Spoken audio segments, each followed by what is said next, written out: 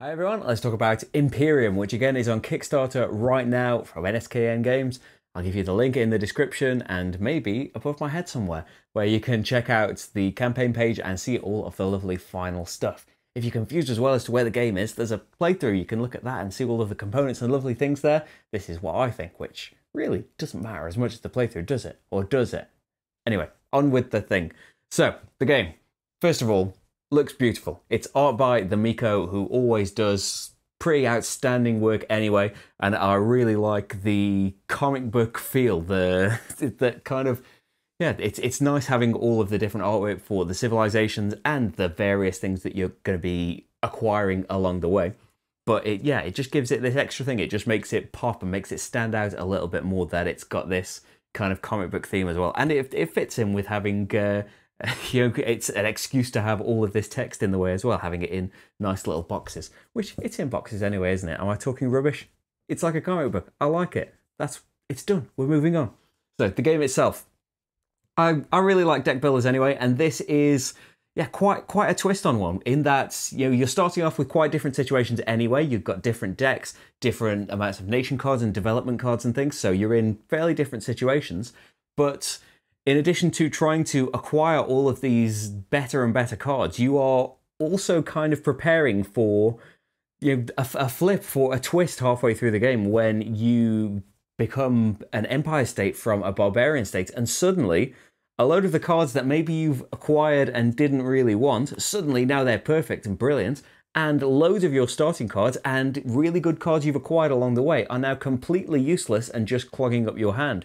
So hopefully you've managed to get some cards that put them into your history, and some cards are even worth more points if they're in your history as well, just so they're not in the way of your deck. And yeah, controlling that deck can be really important because you don't want to get to the Empire stage too quickly and have all those cards be useless.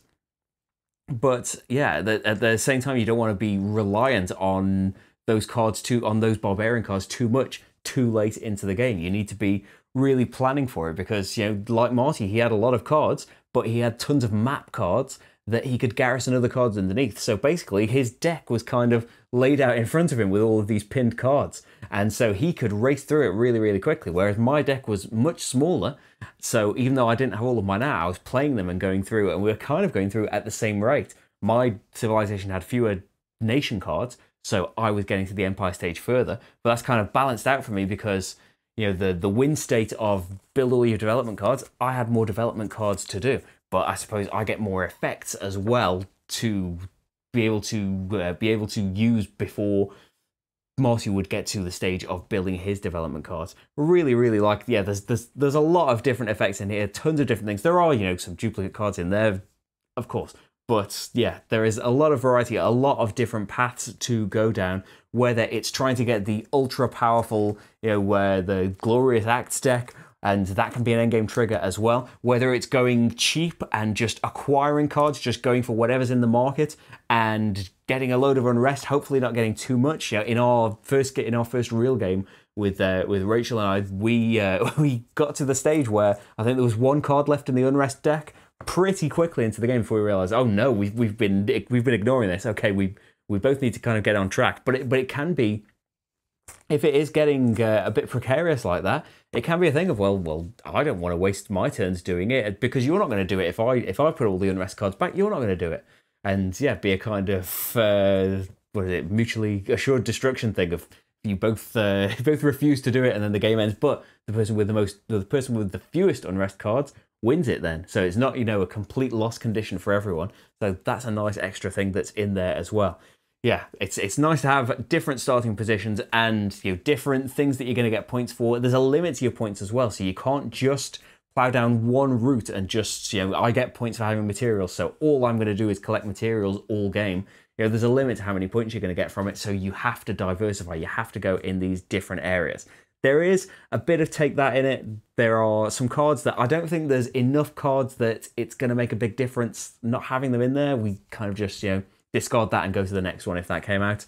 There are some if you saw to the end of the playthrough where we do the development cards, there were a few development cards that cause people to take unrest, cause people to lose map cards, things like that. They're more unavoidable because that's an end game condition. But yeah, I think it's for most people it's going to be not an issue at all. We really don't like that kind of thing, and I think it's kind of on the edge of that. It's okay. There's not very much in it. There is, you know, there's enough going on that's kind of your own civilization and not bothering anyone. That's, yeah, we can live with that amount in it. But overall, it's a really, really beautiful package. Quite a different deck building game, and yeah, a different deck builder, a different kind of civilization game, and a different kind of race game, all kind of merged together. And yeah, I really enjoyed it. But the playthrough is there for you to make your own mind up and see whether you'd be interested in it. And the campaign page is there to tempt you further, I imagine. But yeah, that's all I'm going to say about Imperium. Bye, everyone.